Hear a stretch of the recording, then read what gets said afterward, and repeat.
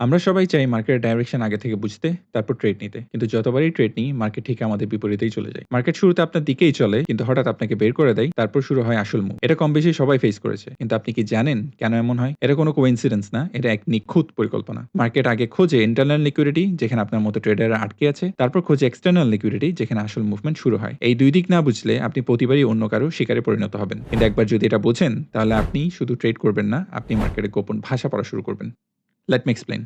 আমাদের আজকের টপিক হলো ইন্টারনাল অ্যান্ড এক্সটার্নাল লিকুইডিটি। তো এই ইন্টারনাল অ্যান্ড এক্সটার্নাল লিকুইডিটি কিভাবে ইউজ করতে হয়, কিভাবে মার্ক করতে হয়, আর এগুলা কিভাবে ইউজ করে আপনি প্রপার একটা স্টপ লস সেট করবেন, যাতে আপনি অন্য কারো শিকারে পরিণত না হয়ে নিজে যাতে শিকার করতে পারেন। এই সবগুলা জিনিস আমরা আজকের ভিডিওতে শিখবো ইনশাআল্লাহ। তো লিকুইডিটি এক্সটার্নাল অ্যান্ড ইন্টারনাল জানার আগে যে জিনিসটা আপনার জানতে হবে সেটা হলো রেঞ্জ কি, আর কিভাবে একটা রেঞ্জ মার্ক করতে হয়। রেঞ্জ খুবই ইজি জিনিস, এটা অলরেডি আপনারা অনেকেই জানেন, জাস্ট আগে এটার কোনো নাম বলা হয়নি। তো রেঞ্জ হলো মার্কেটের সুইং হাই আর সুইং লো। সুইং হাই আর সুইং লো মার্ক করার পর যে জিনিসটা আপনি পাবেন, যে ইম্পালসটা আপনি পাবেন, ওটাই হচ্ছে একটা রেঞ্জ। তো রেঞ্জের ভিতরে যে লিকুইডিটি গুলো থাকে ওগুলাকে ইন্টারনাল বলা হয়, আর রেঞ্জের বাইরে যে লিকুইডিটি গুলো থাকে ওগুলাকে এক্সটার্নাল বলা হয়। যেমন দেখেন, এটা একটা রেঞ্জ হাই এন্ড এটা হলো রেঞ্জ লো। তো এই হাই এর উপরে যে লিকুইডিটি গুলো থাকবে ওগুলো হচ্ছে এক্সটার্নাল, আর লো এর নিচে যে লিকুইডিটি গুলো থাকবে ওগুলো এক্সটার্নাল। আর ইন্টারনাল হলো এই হাই আর লো এর মাঝখানে যে লিকুইডিটি গুলো আছে। যেমন মাঝখানে দুই রকম লিকুইডিটি থাকতে পারে। একটা হচ্ছে মাঝখানে যদি আবার কোনো ছোটখাটো সুইং হাই থাকে, ওইটাও একরকম লিকুইডিটি।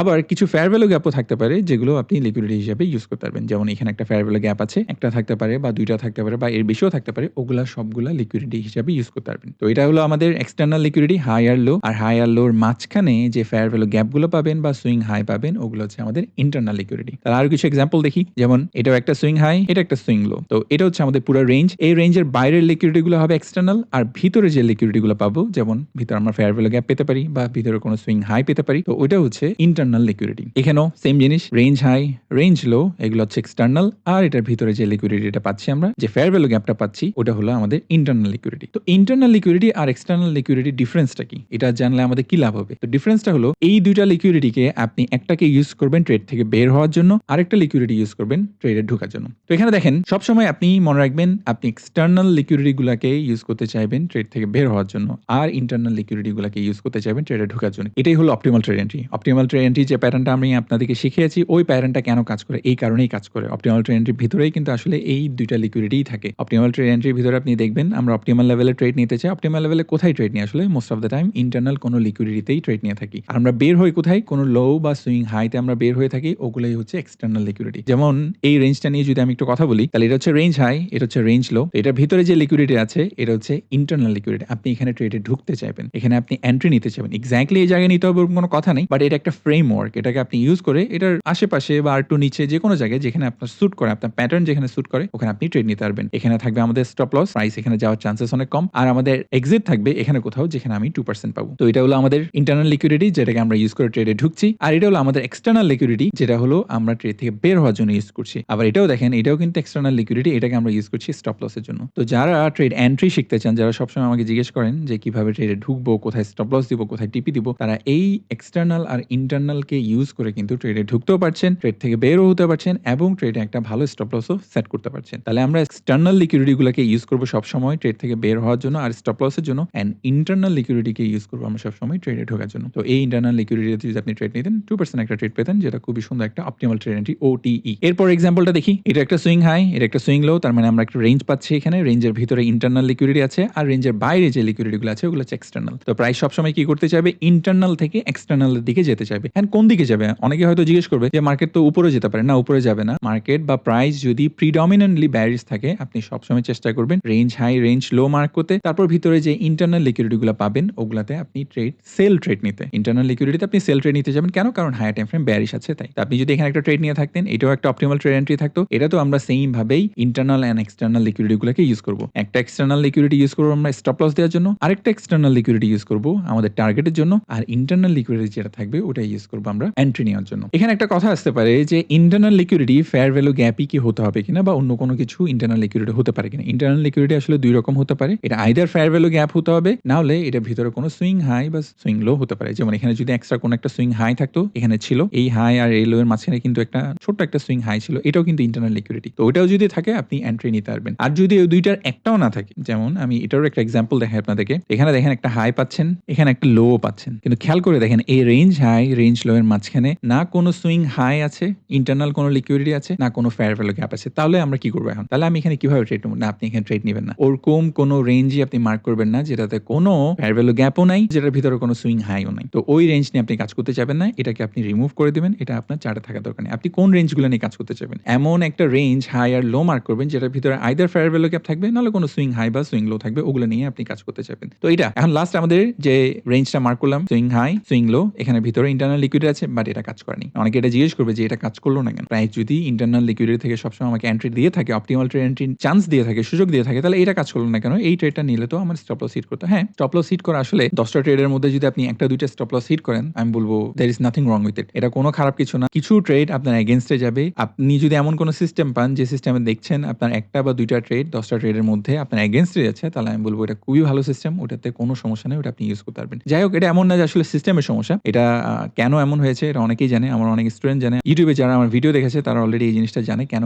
এই ফেয়ার ভ্যালু গ্যাপটা কাজ করেনি বা এই ইন্টারনাল লিকুইডিটিটা কেন কাজ করেনি। এটা কাজ না করার কারণ হলো এই লোটা। এই লোটা নরমাল কোনো লো না, এটা নরমাল কোনো সুইং লো না, এটা হচ্ছে ইন্টারমিডিয়েট টার্ম লো। তো ইন্টারমিডিয়েট টার্ম লো যখনই প্রাইস ক্লিয়ার করবে, এটা মনে রাখবেন, নোট ডাউন করে রাখেন প্লিজ। প্রাইস যখন কোনো ইন্টারমিডিয়েট টার্ম লো আর হাই ক্লিয়ার করবে, তখন প্রাইস ইন্টারনাল লিকুইডিটি নিয়ে ইন্টারেস্টেড থাকে না, তখন প্রাইস এক্সটার্নাল লিকুইডিটিতে ইন্টারেস্টেড থাকে। এই কারণে প্রাইস এখান থেকে রিভার্স করেছে। তো প্রাইস ইন্টারমিডিয়েট টার্ম লো ক্লিয়ার করার সাথে সাথে ও এই ফেয়ার ভ্যালু গ্যাপে আর ইন্টারেস্টেড না। আপনি এই ফেয়ার ভ্যালু গ্যাপে ট্রেড নিতে চাইবেন না। ও তখন ইন্টারেস্টেড হচ্ছে এক্সটার্নাল লিকুইডিটি। তো এক্সটার্নাল লিকুইডিটি কোনগুলো? সুইং হাই বা সুইং লো। এটা একটা এক্সটার্নাল, এটাও একটা এক্সটার্নাল, এটাও একটা এক্সটার্নাল, ইভেন এটাও একটা এক্সটার্নাল লিকুইডিটি। প্রাইস এইগুলোতে তখন ইন্টারেস্টেড, তখন ও ইন্টারনাল কোনো লিকুইডিটিতে ইন্টারেস্টেড থাকবে না। তো এই কারণে দেখবেন আপনারা ইন্টারনাল আর এক্সটার্নাল লিকুইডিটি না বুঝার কারণে আপনারা এই জায়গাগুলোতে ট্রেড নিয়ে থাকেন। ট্রেড নিয়ে এন্ট্রি নেওয়ার সাথে সাথে প্রাইস আপনার এগেইনস্টে চলে যায় আর আপনার মনে হয় আপনার স্ট্র্যাটেজিতে কোনো সমস্যা আছে। আসলে স্ট্র্যাটেজিতে সমস্যা না, সমস্যাটা হচ্ছে আমাদের এনভায়রনমেন্টে। আমাদের এনভায়রনমেন্টে এখনো রিটেল কনসেপ্ট শেখানো হয়, এখনো support and resistance, trend line,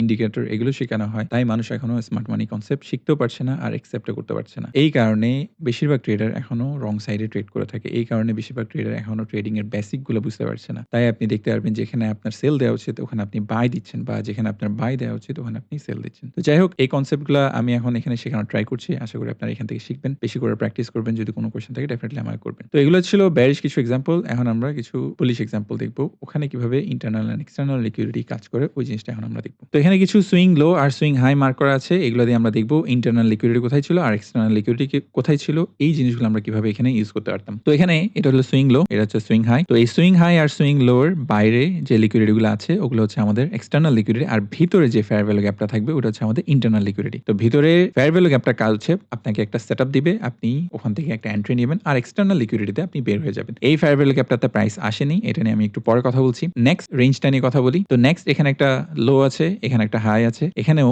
internal liquidity দেখতে পাচ্ছেন in the form of fair value gap. তো এই ফেয়ার ভ্যালু গ্যাপটার সাথে এখানে নরমালি একটা লো আছে, ওই লোটাও কিন্তু একটা লিকুইডিটি। এগুলা ইন্টারনাল লিকুইডিটি, আর ইন্টারনাল লিকুইডিটি কাজ হচ্ছে মার্কেট থেকে এন্ট্রি নেওয়া, এটা থেকে কখনো এক্সিট না। আপনি ইন্টারনাল লিকুইডিটিতে সবসময় এন্ট্রি নিতে চাইবেন, এখান থেকে কখনো ট্রেডে বের হতে চাইবেন না, বা এগুলোকে ইউজ করে কখনো ডাইরেকশনও বের করার চেষ্টা করবেন না। তো এটা লো, এটা হাই, ইন্টারনাল লিকুইডিটি, আপনি এখানে একটা লং ট্রেড নিতে পারতেন। এখানে খুবই সুন্দর একটা সেটআপ ছিল। এটা যদি আপনি নিতেন, এটা অপটিমাল ট্রেড এন্ট্রি, ডেফিনেটলি আপনি এখানে ইজিলি 2-3% একটা ট্রেড নিতে পারতেন। এটা অপটিমাল লেভেলে এসেছে, ইন্টারনাল লিকুইডিটিতে এসেছে, তারপর ওখান থেকে বুলিশ ট্রেডটা নিয়েছে। তারপর রেঞ্জটা নিয়ে একটু কথা বলি। এটা আবার সুইং লো, আবার সুইং হাই, এখানেও ইন্টারনাল লিকুইডিটি ছিল, কিন্তু এই ইন্টারনাল লিকুইডিটি আর কাজ করলো না, মার্কেট এখান থেকে বুলিশ হলো না। কেন হলো না? এটার অ্যান্সারও সেম। আপনি খেয়াল করে দেখেন, এই যে রেঞ্জটা মার্ক করেছেন তার লেফট সাইডে যে হাইটা ছিল, এই হাইটা, এটা কোনো নরমাল হাই না, এটা একটা ইন্টারমিডিয়েট টার্ম হাই। তো ইন্টারমিডিয়েট টার্ম হাই কাকে বলে? ইন্টারমিডিয়েট টাইম হলো এমন একটা হাই যার রাইট সাইডেও একটা সুইং হাই থাকবে এন্ড লেফট সাইডেও একটা সুইং হাই থাকবে, তখনই ওটাকে ইন্টারমিডিয়েট টার্ম হাই বলে। তো ইন্টারমিডিয়েট টার্ম হাই যখন প্রাইস ক্লিয়ার করে বা ক্লিয়ার করে যখন উপরে যায়, তো তখন যদি ও কোনো ইন্টারনাল লিকুইডিটি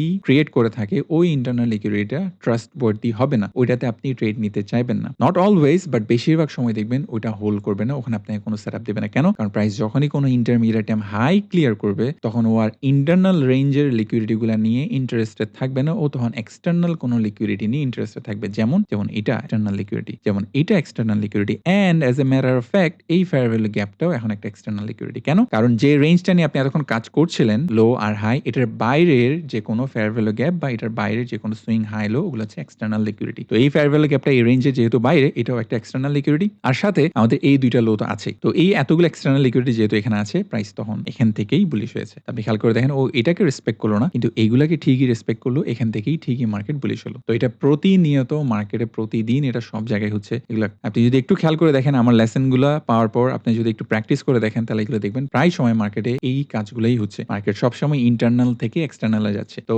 বেশিরভাগ ট্রেডার যে ভুলগুলা করে থাকে ওরা ইন্টারনাল আর এক্সটার্নাল লিকুইডিটি ডিফারেনশিয়েট করতে পারে না। আর এই কারণে ওরা ভুল জায়গায় ট্রেড নিয়ে থাকে। যেমন ওরা এক্সটার্নাল লিকুইডিটিতে ট্রেড নিয়ে থাকে বেশিরভাগ সময়। বেশিরভাগ ট্রেডার বাংলাদেশের যারা ব্রেকআউট ট্রেডার আছে কোট আনকোট ওই ব্রেকআউট ট্রেডাররা ওরাই এক্সটার্নাল লিকুইডিটি সবসময় ট্রেড নিয়ে থাকে। কিন্তু মার্কেট ওভাবে কাজ করে না। মার্কেটে এক্সটার্নাল লিকুইডিটি কখনোই ট্রেড নেওয়ার জায়গা না। ওটাতে আপনি ট্রেড থেকে বের হওয়ার জন্য ইউজ করবেন। আপনি খেয়াল করে দেখেন প্রত্যেকটা এক্সটার্নাল লিকুইডিটিতে আপনি যদি ট্রেড নিয়ে থাকতেন ওগুলো অত ভালো কাজ করতো না। ফর এক্সাম্পল আপনি যদি এই এক্সটার্নাল লিকুইডিটিতে এখানে কোথাও এই গ্রিন কালার ক্যান্ডেল গুলো দেখে বড় ক্যান্ডেল দেখে আপনি যদি ট্রেড নিয়ে থাকতেন এখানে যদি বাই ট্রেড নিয়ে থাকতেন আপনি কতক্ষণই বা প্রফিটেবল থাকতে পারতেন। এই ট্রেডটা সামান্য একটু গিয়েছে আপনার ফেভারে কিন্তু আলটিমেটলি এখান থেকে ফল করেছে। আর এক্সটার্নাল লিকুইডিটি দিয়ে যে ট্রেডগুলো নেওয়া হয় ওগুলো কখনো রিস্ক ম্যানেজমেন্টও ভালো থাকে না। হয়তো আপনি ২-১ বার প্রফিটেবল হবেন ১০ বারের মধ্যে কিন্তু ওগুলা রিস্ক ম্যানেজমেন্ট খুবই পুয়ার থাকে। ওগুলা দেখবেন আপনি রিস্ক নিচ্ছেন 1% গেইন করবেন সর্বোচ্চ খুব বেশি হলে 1%। তো ওগুলা কখনোই প্রপার রিস্ক ম্যানেজমেন্ট ফলো করা যায় না ওইসব ট্রেডে। আমরা এখন থেকে চেষ্টা করব কিভাবে ইন্টারনাল রেঞ্জে ট্রেড নেওয়া যায় আর এক্সটার্নাল রেঞ্জে বের হয়ে যায়। তখনই দেখবেন আপনি অপটিমাল ট্রেড এন্ট্রি নিতে পারছেন খুব ভালো করে এন্ড আপনার রিস্ক ম্যানেজমেন্ট খুবই স্ট্রং থাকবে। আপনি দেখবেন ইজিলি 2 থেকে 3% এর ট্রেডগুলো পাবেন। তো প্রায় সময় মার্কেটে এই জিনিসগুলো হয়ে থাকে। এগুলা খুবই ইম্পর্টেন্ট জিনিস, খুবই পাওয়ারফুল জিনিস। বাট এগুলো একবার ভিডিও দেখে আপনি যদি মনে করেন আপনি বুঝে যাচ্ছেন বা শিখে যাচ্ছেন তাহলে এটা ঠিক হবে না। কারণ আপনার এগুলো প্র্যাকটিস করা দরকার। আপনার এগুলো জার্নাল করা দরকার। এগুলো স্ক্রিনশট নিতে হবে। আমি যেভাবে এবার ড্র করছি এটা প্রথমে দেখতে আপনার খুবই ইজি মনে হবে কিন্তু আপনি ড্র করতে গেলে তখন দেখবেন অনেক স্ট্রাগল করতে হচ্ছে আপনার। তাই এগুলো আপনার বারবার প্র্যাকটিস করতে হবে। বারবার এগুলো আপনার ড্র করতে হবে। তো এবার আমরা ভিডিওর মেইন পার্টে চলে যাচ্ছি যেটার জন্য আপনারা সবাই এতক্ষণ অপেক্ষা করছিলেন। তো এখন আমরা দেখব